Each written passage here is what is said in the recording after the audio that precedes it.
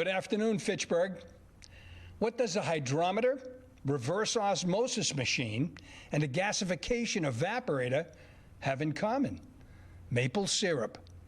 The Commonwealth of Massachusetts may produce some of the best maple syrup throughout the country, but certainly the #1 maple syrup that anyone can buy is made right here in the great city of Fitchburg. Jim Lattanzi of Hollis Hill Farm starred on Wednesday evening's Chronicle, showcasing how his farm produced nearly 90,000 gallons of maple syrup in 2019. A special thank you to the Lattanzi family for representing our city and making a tourism destination right in the hills of beautiful Fitchburg. Last week, Governor Baker moved to Step 2 of Phase 2 in his reopening plan. The city would like to remind businesses to follow the guidelines as established by the governor's plan. If your business is allowed to open according to the plan, as long as the guidelines are followed and plans are in place according to those guidelines, you are allowed to reopen without the city of Fitchburg's approval. The city has been reaching out to many businesses and will continue to do so. If there are questions or concerns, and we know there are many, do not hesitate to reach out to the Health Department or the Community Development Office. I ask that folks please be patient with the Health Department, as they have been experiencing a high volume of requests at this time. This Thursday, the reopening task force met to discuss how to prepare for Phase 3 of the state's reopening plan. The task force's Phase 3 subcommittee, chaired by Mary Jo Bohart, outlined a set of recommendations for the task force to implement. #1, advocate to the state to provide at least a few business days in lead time in advance of the Phase 3 announcement to allow cities and businesses to adequately prepare. 2, proactively message Phase 3 sectors and reopening guidance, and also utilize social media to ensure consumers are aware of Phase 3 businesses as they open. 3, request that the Fitchburg Parks Board hold a meeting the week of June 29th and create a strategy for streamlined approvals of safe uses of our parks and public spaces for commerce and activity. 4, create an online permit to allow for expedited public assembly of form approvals for such gatherings in parks and public spaces. And 5, hold Phase 3 virtual office hours to allow the Phase 3 subcommittee, which includes city officials but a number of members of the business community as well, to problem solve reopening issues with Phase 3 businesses. The task force also discussed the need for businesses to apply for the Paycheck Protection Program, which runs out June 30th.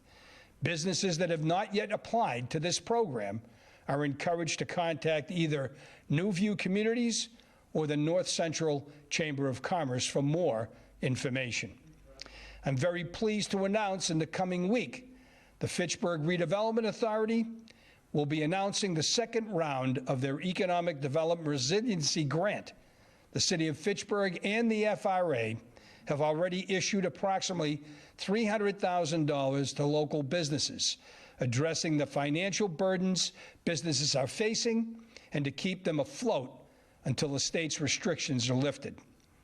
Details on the amount and application will be made available shortly and will be accessible to the public by visiting the FRA's website. I would like to thank the FRA Board of Directors and their Executive Director, Megan Donahue, for their support and commitment to our community. The Crocker Playground Splash Pad will be opening on Friday, June 26, 2020, from 8:30 a.m. to 7:30 p.m. The blue and yellow activators will be disinfected on a daily basis. Please remember to practice social distancing while visiting the parks and wear a face covering when possible. Please do not wear a face covering while playing in the water, as wet fabric can limit you or your children's ability to breathe. As of 1 p.m. today, There have been a total of 790 positive COVID-19 cases in Fitchburg, of which 659 are now recovered, and there have been 67 deaths attributed to COVID-19. It must be noted that this represents those individuals who have died and were positive for the virus, but official death record numbers may vary, as COVID-19 may not be the official cause of death. This week we celebrated Eleanor Norcross, the founder of the Fitchburg Art Museum. Ms. Norcross was an artist, student, and a teacher. She gave Fitchburg the resources to establish a place to create, learn, and build community. Each year, thousands of people visit the buildings at Merriam Parkway and Elm Street, enjoying concerts to floral interpretations, to salsa dancing, to theater performances, to hip-hop, to 84 years of regional exhibitions. For nearly a century, the Fitchburg Art Museum has remained a catalyst for learning, creativity, and community building. As we move forward into the weekend, let Eleanor Norcross's birthday serve as a reminder of how fortunate Fitchburg is to have one of the most treasured cultural institutions in central Massachusetts. The Fitchburg Art Museum brings together people of all backgrounds and different talents, a place of creativity and expression, and most importantly, provides a place where we can all go to listen and learn about the world around us. Have a wonderful weekend.